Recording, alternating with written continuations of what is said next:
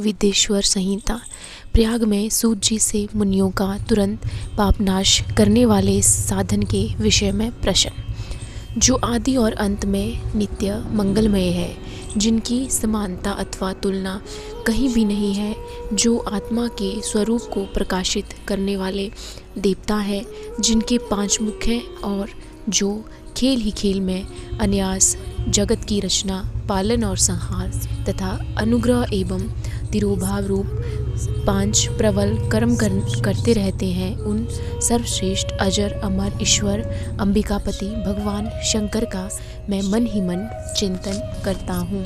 कहते हैं जो धर्म का महान क्षेत्र है और जहाँ गंगा यमुना का संगम हुआ है, उस परम पुण्यमय प्रयाग में जो ब्रह्मलोक का मार्ग है, सत्यव्रत में तत्पर रहने वाले महातेजस्वी महाभाग महात्मा मुनियों ने एक विशाल ज्ञान यज्ञ आयोजन किया।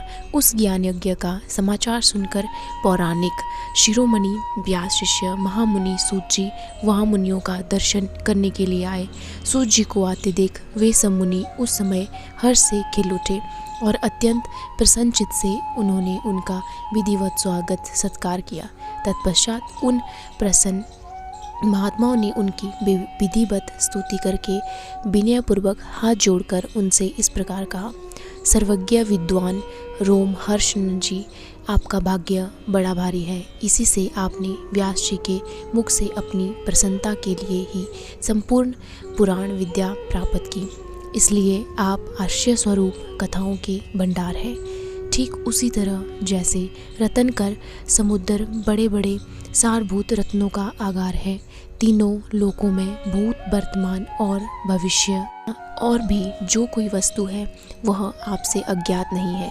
आप हमारे सौभाग्य से इस यज्ञ का दर्शन करने के लिए यहाँ पधार गए हैं और इसी ब्याज से हमारा कुछ कल्याण करने वाले हैं, क्योंकि आपका आगमन निरर्थक नहीं हो सकता।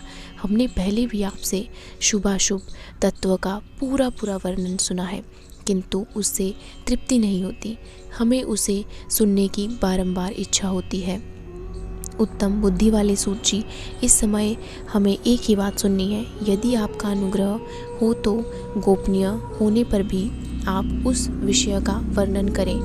घोर कलयुग आने पर मनुष्य पुण्य कर्म से दूर रहेंगे, दुराचार में फंस जाएंगे और सबके सब सत्य भाषण में मुंह फेर लेंगे, दूसरों की निंदा में तत्पर होंगे, पराई धन को हड़प लेने की इच्छा करेंगे, उनका मन पराई स्त्रियों में आसक्त होगा तथा वे दूसरे प्राणियों की हिंसा किया करेंगे, अपने शरीर को ही आत्मा समझेंगे, मूढ़ नास्तिक और पशु बुद्धि रखने वाले होंगे, माता पिता से द्वेष रखेंगे, ब्राह्मण लोभ रूपी ग्राहक के ग्रास बन जाएंगे, वेद बेचकर जीविका चलाएंगे, धन का उपार्जन करने के लिए ही विद्या का अभ्यास करेंगे और मद से मोहित रहेंगे, अपनी जाति के कर्म छोड़ देंगे, प्रायः दूसरों को ठगेंगे, तीनों काल की संध्याओं से दूर रहेंगे और ब्राह्मण ज्ञान से शून्य होंगे।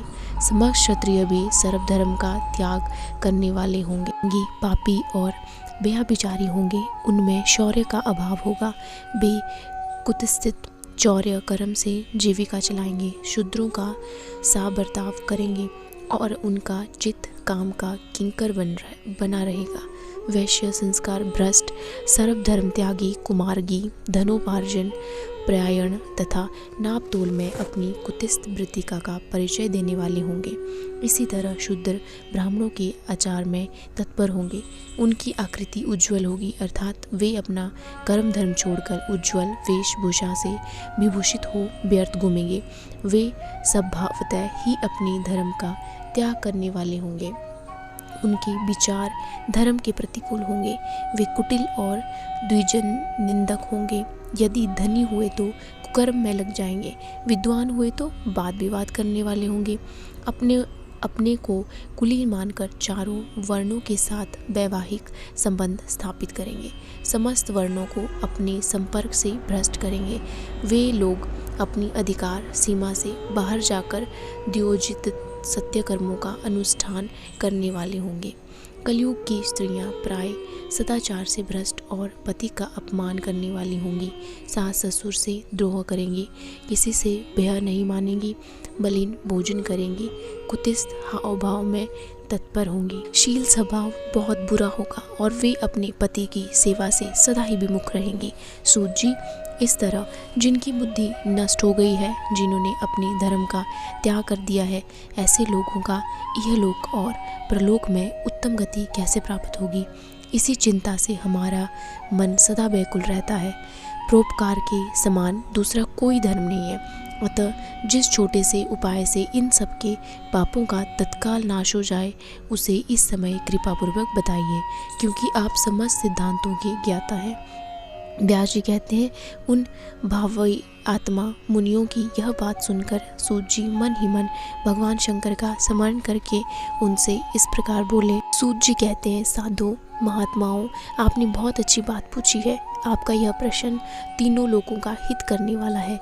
मैं गुरुदेव व्यास का स्मरण करके आप लोगों के स्नेहवश इस विषय का वर्णन करूंगा। आप आदरपूर्वक सुने। सबसे उत्तम जो शिव पुराण है वह वेदांत का सारस्वत है तथा भक्तों और श्रोताओं का समस्त राशियों से उद्धार करने वाला है।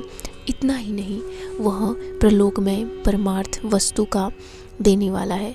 कली की कलमश राशि का विनाश करने वाला है। उसमें भगवान शिव के उत्तम यश का वर्णन है। ब्राह्मणों, धर्म, अर्थ, काम और मोक्ष, इन चारों पुरुषार्थों को देने वाला यह पुराण सदा ही अपने प्रभाव की दृष्टि से वृद्धि या विस्तार को प्राप्त हो रहा है। उस सर्वोत्तम शिव पुराण के अध्ययन मात्र से वे कलयुग के पापाशक्त जीव श्रेष्ठतम गति को प्राप्त हो जाएंगे। कलयुग के महान उत्पात तभी तक जगत में निर्भय होकर विचरेंगे जब तक यहाँ शिव पुराण का उदय नहीं होगा। इसे वेद के तुल्य माना गया है। इस वेद कल्प पुराण का सबसे पहले भगवान शिव ने ही प्रणयन किया था।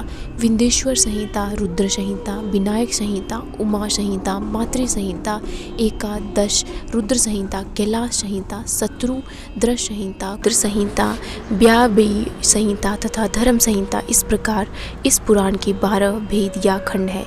ये 12 संहिताएं अत्यंत पुण्यमयी मानी गई हैं। ब्राह्मणों, अब मैं उनके श्लोकों की संख्या बता रहा हूँ, आप लोग वह सब आदरपूर्वक सुने। विंध्येश्वर संहिता में 10,000 श्लोक हैं। रुद्र संहिता, विनायक संहिता, उमा संहिता और मातृ संहिता, इनमें से प्रत्येक में 8-8 हजार श्लोक हैं। ब्राह्मणों, एकादश रुद्र संहिता में 13,000, कैलाश संहिता में 6,000, शत्रु रुद्र संहिता में 3,000, कोटि रुद्र संहिता में 9,000, सहस्त्र कोटि रुद्र संहिता में 11,000, व्यायवी संहिता में 4,000 तथा धर्म संहिता में 12,000 श्लोक हैं। इस प्रकार मूल शिव पुराण की श्लोक संख्या 1,00,000 है, परंतु व्यास जी ने उसे 24,000 श्लोकों में संक्षिप्त कर दिया है। पुराणों की क्रम संख्या के विचार से इस शिव पुराण का स्थान चौथा है। इसमें 7 संहिताएं हैं। पूर्व काल में भगवान शिव ने श्लोक संख्या की दृष्टि से 100 करोड़ श्लोकों का एक ही पुराण ग्रंथ ग्रथित किया था। सृष्टि के आदि में निर्मित हुआ वह पुराण साहित्य अत्यंत विस्तृत था। फिर द्वापर आदि युगों में व्यास आदि महर्षियों ने जब पुराण की 18 भोगों में विभाजन कर दिया, उस समय संपूर्ण पुराणों का संक्षिप्त स्वरूप केवल 4,00,000 श्लोकों का रह गया। उस समय उन्होंने शिव पुराण का 24,000 श्लोकों में प्रतिपादन किया। यही इसके श्लोकों की संख्या है। यह वेदतुल्य पुराण 7 संहिताओं में बांटा हुआ है। इसकी पहली संहिता का नाम विंध्येश्वर संहिता है, दूसरी रुद्र संहिता समझनी चाहिए, तीसरी का नाम शतरुद्र संहिता, चौथी कोटि रुद्र संहिता, पांचवी उमा संहिता, छठी का कैलाश संहिता और सातवीं का नाम व्यायवी संहिता है। इस प्रकार ये 7 संहिताएं मानी गई हैं। इन 7 संहिताओं से युक्त दिव्य शिव पुराण वेद के तुल्य प्रामाणिक तथा सबसे उत्कृष्ट गति प्रदान करने वाला है। यह निर्मल शिव पुराण भगवान शिव के द्वारा ही प्रतिपादित है। इसे शैव शिरोमणि भगवान व्यास ने संक्षेप से संकलित किया है।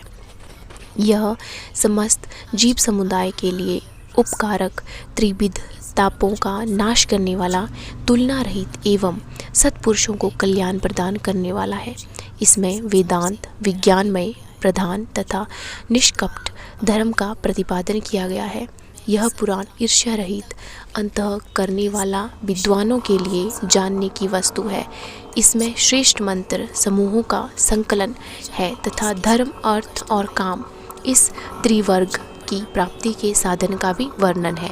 यह उत्तम शिव पुराण समस्त पुराणों में श्रेष्ठ है। वेद वेदांत में वैद्य रूप से विलसित परम वस्तु परमात्मा का इसमें गान किया गया है।